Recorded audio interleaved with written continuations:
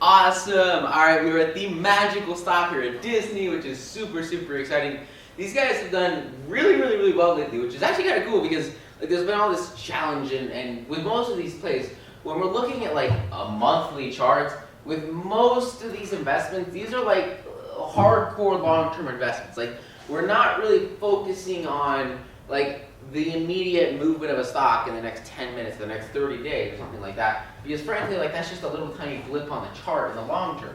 And so when you have like the long-term portfolio, it's kind of critical to sort of be selectively deaf to news and media, everything that's sort of around the sphere of a company. Because if you're just gonna hold it, no matter where they're starting at, no matter what their temporary downturns are, until it grows and it grows and it grows and it grows and it grows and it grows and it grows and it grows. I mean, this is like the past, I don't know, 30 odd years, 40, 50, that's like 50 years of a stock right there. And you notice in the long term, all it does is go up, even though the short term might have a temporary downtrend. And for this downtrend, this is like a 4-year downtrend. The reason why is because the dot-com bubble burst. But it's kind of important to understand that, like, and this kind of impacts overall markets too. Like, if all you do is leave your money in long-term investments and you never try to manage it at all, you might be stuck in a situation where for about 10 years or so, like, you don't actually like have any net gain on an investment. And that kind of sucks. And so that's why, like with investments, you kind of want to get on top of it so that you don't get stuck in sort of a sideways market, right? Because like here's the deal, it doesn't matter with market, you can always make money except for one. So right, so if we think of like this as the stock market, as the price is the market, and this is like the percent change, right? Like as long as the stocks are kind of like moving, you know, you can either go long or you can go short, or you can go long or you can go short. But if the stock's just kind of like sitting here in the middle, right, and it's not going anywhere, like you can't really make money buying it, and you can't really make money selling it short, and calls and puts on a one-way basis aren't very useful. And really the only thing you can do is like a straddle where you sell calls and you sell puts that are out of the money and you expect that the stock isn't going to move very much. And with straddles, like they're just a little bit more of a complicated investing technique. But basically what you're expecting with a straddle is pretty basic. It's just going to be a little price movement. And this is, again, you execute this with options, and it's a little bit more of a complicated technique, but I don't want you to harp on it. The reason I don't want you to harp on it is because for like most investments, this isn't great. And the reason why is because you have a little bit of upside, which is great, I guess, but you have like infinite downside. And like, I don't know about you guys, but infinite downside, that kind of sucks. And it's not even like bad, like good infinite now. Like if the stock goes out of what you think it's going to go by just a little bit, you can lose a lot of money really quickly with straddle options and straddle, yeah. And so this is why these aren't like usually great ways. Because even if you make money when the price doesn't move, like if you're doing it without owning the underlying, then it doesn't usually make sense. I'm not going to go too deep in options in this class. But I did have a whole class on options, and we dive like super deep into that. So as a client, you'll have access to that, and you can really kind of understand that at a deeper level. What I want to focus on more with Disney is like this wedge right here, and also the entry point. So like we got in this at 98. When we got in, like it wouldn't make sense to do a straddle because like with a straddle, you know, you've got like your upside, right? So this is sort of the amount of money that you make depending on the stock price, right? So you can make a bunch of money, or you can kind of lose like an infinite amount of money, and this just depends on the stock price, right? So if you're betting that the stock is going to close right around this price point, and it does, then you make the money because you sold all this stuff right here. Sold these options, right? So you get paid for these options, and again, I don't want to confuse you, I don't want to overload you, I just want you to understand how this works. And if it goes out of this price range by a lot, then you lose a lot of money. Usually you lose like 10 times what you risk, and it's a pretty like non-optimal situation. The reason why is because you're kind of selling options, which is usually a bad thing to do, especially if you don't own the underlying stock. But with this investment, what was cool is if we can zoom in a little bit, you kind of see that it's just more of a volatile period, which is great for us because volatility almost always equals money. And when volatility equals money, we can make a lot of money. So we got in this position right around 98. I think it was like right like here-ish, probably like right here-ish, right? And what's cool about this entry point is the first thing you kind of see is a stochastic crossover, which is awesome. Second thing you can kind of see is a MACD crossover. I wouldn't say as much, but the big thing and the really like super useful indicator on this trade, which like was awesome, was RSI.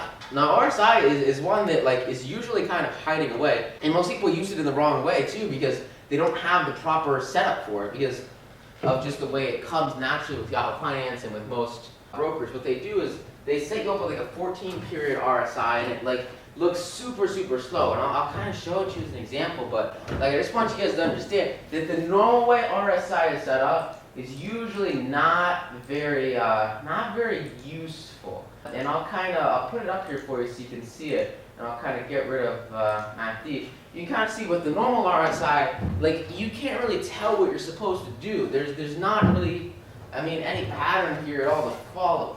But what's cool is when you can either do this when you're adding the RSI, or if you just double click right here, you can edit the RSI settings, or like I said, when you add the RSI, you just want to change the look back period from 14, which is what it is by default, to 2. And so if you go over to the computer and you delete this one and we'll add a new one, we can add a new one with a look back period of 2. And what's cool is when you add the indicator with a look back period of 2, you get a much more volatile RSI. And it works way better for identifying really great times to sell and really great times to buy. And that's exactly what we did with this position. As we saw the price was kind of low, ignore this bottom line, ignore both of these lines that we drew, because these lines, just ignore these for a minute because they don't really mean anything right now, at least in this period looking back. Like these lines don't really mean anything, they don't really exist. And this, I think a big part of this order entry was based off of this low point on the RSI and this cross right here. And really it was also based a lot on fundamentals. If we go over to the computer, we can see like their revenue at the time had only been going up. They'd gone from 25 billion to about, 55 billion to 55 billion to 59 billion. So like they're making money, and they're making a lot of money over and over and over again. And so they've got, like, it's not like increasing, but like they're making money. And if you look at sort of more of their recent quarters, you can see that they're actually like making more in revenue, but they're taking in less profit, and that's probably because of like, them launching Disney Plus, right? And so you can see some of these expenses, some of these operating costs that are kind of increasing now, but over time, like, they're a pretty solid company. Like, they make a lot of money. If you look at their balance sheet, they have assets, they have money, they're a solid company. You go over to their stats, it's not that difficult to understand why they're worth so much. Their book value is about $50, about half of what they are right now, which is pretty reasonable. And they pay out about 1/3 of their profits. It's not that tough of a proposition to have a company like this do pretty well. It's a pretty solid investment. It's Disney, right? And there's something interesting I want to point out with the stock, because you can kind of see for a while it alternated between about 98, 100 to give or take, 95, from about 95 to about 112. Like over this time period, from about 95 to about 115, you've got the stock, and it's going up and it's going down, and like you can try to time that stuff, but it's really not that easy to time. I want you to kind of just for a minute ignore those trend lines, right? Ignore those lines on that chart, and just think about it in terms of up and down and up and down and up. Like until you get to this point where you can kind of see this as a trend, it's kind of tough to understand, like, is it gonna be able to break this previous high and go through it, or is it going to bounce back below it? Like, you just don't really know. And when you don't really know for sure, like, the worst thing you can do is guess, because guessing is bad. It's just not a good practice. It's not an effective way to actually have investments that succeed. And so it's kind of critical that you take a minute and you just think, like, what actually makes sense here, right? And so for this position, like, basically, you're looking at it and you really want to ask yourself, is this company inherently valuable as a quality long-term investment?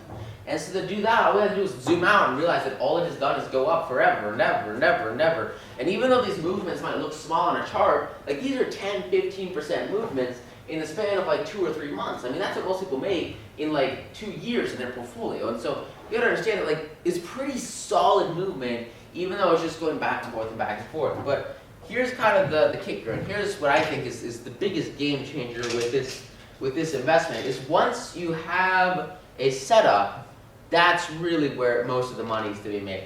Like you could make, at least I think I made like what, 30%? Maybe 15, 10, maybe like, we'll call it 10%.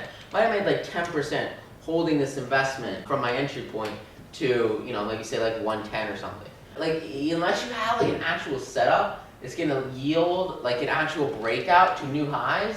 Usually like you don't really have that much growth. And this is what I kind of call like average returns. Like I would call like 10%, 12% over like a year and a half. That's a pretty average return. And I'm not a huge fan of average returns, but I'm also learning this stuff. And then something really interesting happened, okay? So we talked about downward wedges before, and by comparison, you guys probably know this, you have upward wedges, right? With upward wedges, what you're expecting is if the price is going up and up and up and up and up, and they usually will go down outside of that downward wedge. And I've traded this setup dozens times on long-term stocks, on swing trades, and it works phenomenally well. I mean, it's just a great setup, and it like, I'd say probably 9 out of 10 times, like that's exactly what happens. But it's important to understand with technical analysis that there's always that 1 out of 10. There's always that 10%. You can make money over and over and over and over and over again with your investments, but there's always going to be kind of that last one that's kind of questioning you. And that last one might go against the grain. And that's what happened with Disney. And that's probably the biggest lesson to learn here with Disney. And what I'm going to do is I'm going to zoom out just a little bit because I think it'll make it a lot easier for you to actually kind of see this wedge setup. Because you got to understand going into this that the stock is so high above these moving averages that it will tend to want to come down. And an upward wedge is really like exactly what you would look for normally to see like the stock go down, because it upward wedges equal price go down. I mean, it works. It's a great setup, and it statistically upward wedges mean the price is going to go down. But something interesting happened with Disney, something that I've personally never seen before, that really kind of changed the direction of the stock. You can obviously see the thing's at $150, it went up like another 50%. I mean, it absolutely blew it out of the water. Spoiler alert, I totally sold the heck out of the stock for a 10-15% gain, and then I looked like an idiot afterwards.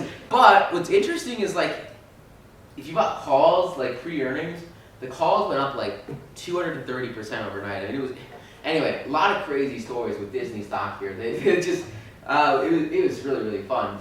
The big thing to learn here is this was like an upward wedge, and you would think that you would sell and get out of it and take your profit and run because it's about to crash.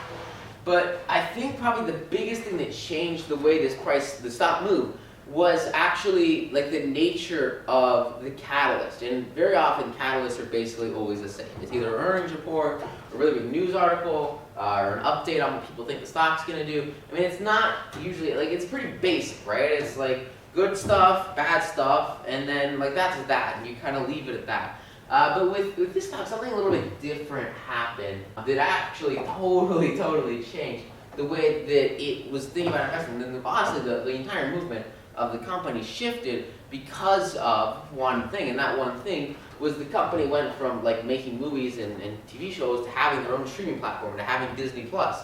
And Disney Plus, like, might not make them a lot of money in the short term. They're probably losing a lot of money implementing it. And I should probably, I'll read the annual reports to double check myself there. But to Wall Street and to investors, it looks really good. And when something looks really good, it doesn't matter if it makes money or not, because people buy based on emotion. People buy based on the now. People invest because of how they feel.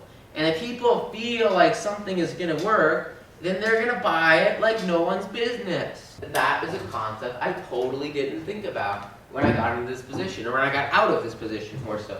And the reason why is because I thought I was only looking at it in terms of technical setups. And like, this is a phenomenal technical setup, by the way. Like, the upward wedges. Like, I know this is a bad example of upward wedge. Like, they lead to downward prices in swing trades and long-term investments 9 out of 10 times. And so to have something break the pattern and be unique and do something different, it takes really massive news. And that's exactly what Disney had here. And so pre-earnings booked a gain, and then they reported earnings. And like, reporting earnings wasn't so much the big deal. The big deal was it was the first earnings report with Disney Plus in it. And then everybody saw that as a really cool new thing, new hypey, awesome, cool thing. That everyone should buy into, and made the stock do really well because of it. So usually when you have movements like this, they aren't sustained very well over the long term. I think right now it might be a head and shoulder setup. I can't really tell for another 4 or 5 months, just based off of the candles. You don't really have, there's not that good of a reading on it. But it's one of those examples where I think actual market sentiment actually overpowered technical investing, which was really interesting. It's not something I see very often, but it's something that happened here, and it's something that you should watch out for. Because you want to use common sense. I probably turned off a little bit of my common sense when I heard that Disney was releasing Disney Plus, and I thought that would make the stock go down. But that's probably not what it's going to do. Later we're going to see Netflix as part of my portfolio. They've been freaking, it's crazy. And so like if you know that the streaming industry is huge, or whatever industry you're considering is huge, and somebody's adopting that as part of their industry, like it kind of makes sense to invest and hold those investments, or maybe sell half but don't sell everything, or maybe sell a quarter, or maybe sell 3/4 and leave a stop loss on the rest of it. That's probably what I should have done here, is I shouldn't have been too extreme, because there wasn't like Disney Plus, that's a good thing, even though the wedge is a bad thing. So a lot of times it can really help to kind of scale out of these investments. And honestly, I could talk about scaling all day. It is literally, it's a huge concept. But I'll tell you what I'm going to do instead is I did an entire podcast episode on the Stock Market Secrets podcast all about this concept of scaling. And I think you will get so much more value out of that episode than I can give you right here, right now. So what I'm going to do below this module, I'm going to link and embed the actual podcast episode where I talk about scaling, because scaling is so critical, so huge, especially in and out of position. It would literally be a game changer for you. And so I'm going to leave that one below, because that's a concept I wish I understood when I made this investment and when I made this trade, which wasn't too far away. Yeah, it's a really important thing to understand, and definitely would have helped me make a lot more money on Disney. Still made a bunch of money, but probably not as much as I could have. And so always kind of good to maximize your returns, maximize your results, and understand also that this is a pretty huge company. And so usually you're going to have slower movements with larger companies. Just as a general rule of thumb, not 100% true. I've always got stuff like that. So with that said, thanks so much. I hope we get a ton of value out of this module. Go out there, apply it, absolutely crush it, and I will see you in the next module. Thanks. Bye.